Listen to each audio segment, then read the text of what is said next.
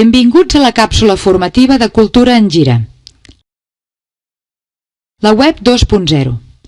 La web 2.0 ens ofereix una gran quantitat d'eines per donar a conèixer els nostres teatres i auditoris i per establir relacions duradores amb els nostres clients. Però què és la web 2.0? I quines eines són aquestes que podem utilitzar fàcilment i sense grans inversions? La web 2.0 no és una nova tecnologia ni una nova forma de programació. És una manera diferent d'entendre la internet dels nostres dies per contraposició a la internet que teníem als anys 90.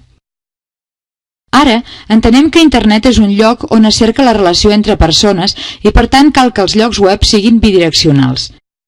Entenem internet com un espai en el que hi ha aplicacions que són residents a la xarxa i no als nostres ordinadors. També entenem internet com un espai on diferents aplicacions interactuen entre elles sense la nostra intervenció. La internet actual també la veiem com quelcom al que s'hi accedeix no només des d'un ordinador, sinó també des de qualsevol altre dispositiu que s'hi connecti. Ens hauríem d'assegurar que el nostre lloc web es veu correctament des de dispositius mòbils. Observem, doncs, que la manera d'entendre internet ha canviat. Per tant, cal que els nostres llocs web canviïn també i que la nostra estratègia de comunicació en línia també ho faci. Avui veurem algunes de les tècniques i eines que ens ajudaran a aprofitar a fons la web 2.0. Veurem la bidireccionalitat d'un lloc web, l'orientació client i no a producte, les eines repositori, les xarxes socials i la figura del Community Manager. La bidireccionalitat d'un lloc web. El nostre lloc web ha de permetre que establim un diàleg amb els usuaris. De fet, encara que l'objectiu final sigui que comprin una entrada per al nostre teatre, el lloc web l'hem d'utilitzar per conèixer millor els nostres futurs clients i, per tant, hem d'aconseguir que participin en ell. En el cas d'un teatre, aquesta participació pot ser en forma de comentaris, de preguntes, de valoracions, etc. El nostre lloc web ha d'estar orientat a client i no a producte. Cal que pensem quins són els nostres segments de mercat i cal que el nostre lloc web tingui una zona especial per a cada un d'ells. Observem com al lloc web del Teatre Nacional de Catalunya s'ha tingut en compte els segments de mercat i els serveis s'ofereixen diferenciant-los per a cada segment. També al lloc web del Mercat de les Flors, sota el títol de Públics, podem observar propostes ben segmentades i específiques per a diferents grups del nostre públic objectiu. Tot lloc web 2.0 hauria de disposar de zones específiques per a segments específics. Passem ara a les xarxes socials. Amb la web 2.0 han nascut tot un seguit d'eines que ens faciliten per un costat el poder publicar continguts i per l'altre aconseguir establir diàlegs amb els nostres clients. Són les eines repositori i les xarxes socials.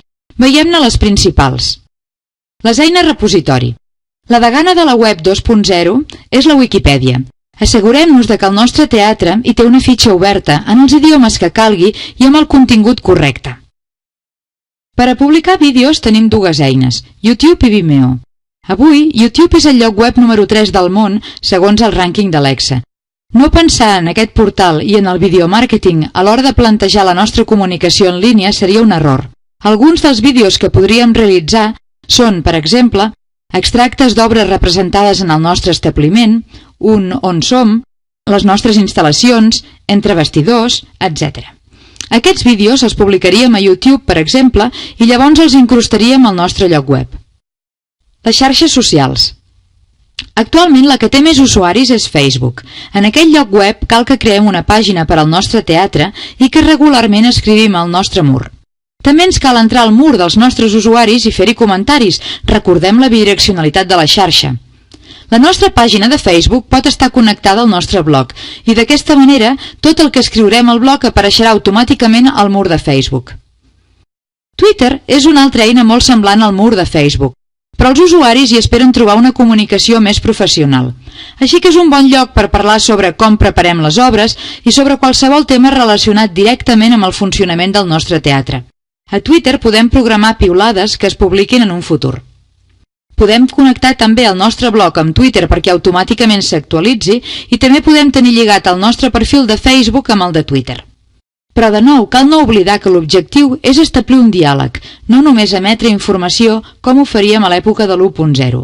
La Wikipedia, YouTube o Vimeo, Facebook i Twitter serien les eines bàsiques d'una comunicació 2.0, però hi ha moltes eines que ens poden ser útils. LinkedIn, on podríem crear un grup de teatre amb especialistes d'altres teatres, Twenty, que és una xarxa social on hi ha molts adolescents, SlideShare, que és un lloc on podem publicar documents d'interès, però n'hi ha moltes més.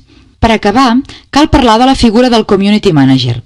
La presència en xarxes socials i l'ús d'eines 2.0 poden ajudar-nos a donar a conèixer els nostres espectacles al públic en general. Però no és fàcil generar continguts, publicar-los als llocs web adequats i mantenir els nostres perfils actualitzats a totes les xarxes. Per dur a terme accions d'aquest tipus, ens cal disposar del que s'anomena un Community Manager, la persona que s'encarregarà de mantenir la nostra presència de forma coherent en les xarxes socials i la que establirà un diàleg amb els nostres usuaris. Cal que algú del nostre equip realitzi aquesta funció. Això és tot per avui. Moltes gràcies. Esperem que aquest vídeo t'hagi estat d'utilitat. No deixis de veure els altres vídeos que hem publicat en aquesta mateixa col·lecció. Adéu-siau.